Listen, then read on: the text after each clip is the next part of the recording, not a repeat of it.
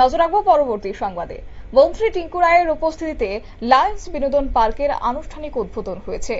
অবশ্য এক্ষেত্রে একই সাথে উদযাপিত হয়েছে রবীন্দ্র জয়ন্তী।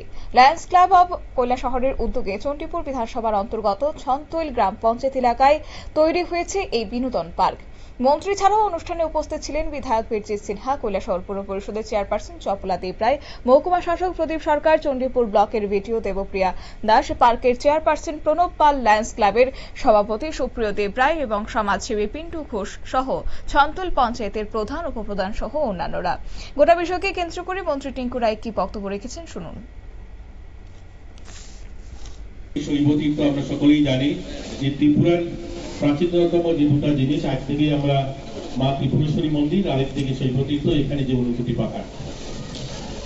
আমাদের মা ত্রিপুরেশ্বরকে সাজিয়ে তোলা হয়েছে, ইতিমধ্যে আপনারা জানেন সেখানে প্রায় 100 কোটি টাকা ব্যয় প্রসাদ প্রকল্পের অধীনে সেখানে নতুন রূপে মা ত্রিপুরেশ্বরীকে সাজানো হয়েছে।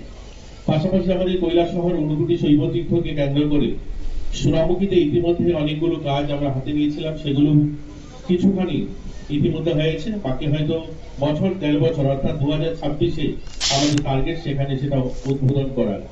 সেখানেও এই ধরনের বিনোদন পার্ক এবং সেখানে অ্যাডভেঞ্চার পার্ক সহ অনেকগুলো কটেজ তৈরি হচ্ছে, ব্যাংকুয়েট হল, রেস্টুরেন্ট, হোটেল, অনেকগুলো প্রায় 70 কোটি টাকা সেখানে নিবেশ করে একটা নতুন পরিকাঠামো গড়ে উঠছে টুরিস্টের জন্য। আমরা চাই আমাদের এই অনুভূতি জেলায় অর্থাৎ টুরিস্টরা আসলে এখানে যেন রাত্রিবাস করতে পারে। আমাদের কি হয়, এখন বর্তমান যে অনুভূতি রয়েছে, আগরতলা থেকে যারা আসেন সকালবেলা আসেন এবং এই অনুভূতি ভ্রমণ করার পর তারা বিকালে এখান থেকে চলে যান। এতে করে যে আর্থিক যে লাভ বা আমাদের এখানে টুরিস্ট আসলে পরে যে আমাদের ছেলেমেয়েদের কর্মসংস্থান বা এখানে রোজগারের ব্যবস্থা, সেটা কিন্তু সম্ভব না।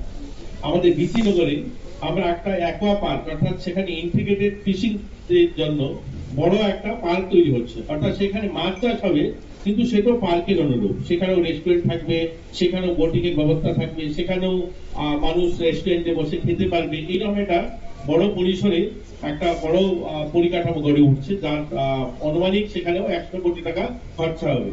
তো আমাদের এইগুলো, এই ছোট ছোট পরিকাঠামো গুলো এখান থেকে একটু দূরেই আমাদের যেখানে ব্লক রয়েছে চণ্ডীপুর যে ব্লক, এই ব্লকের পাশে এক গ্রামীণ হাট আমরা তৈরি করছি।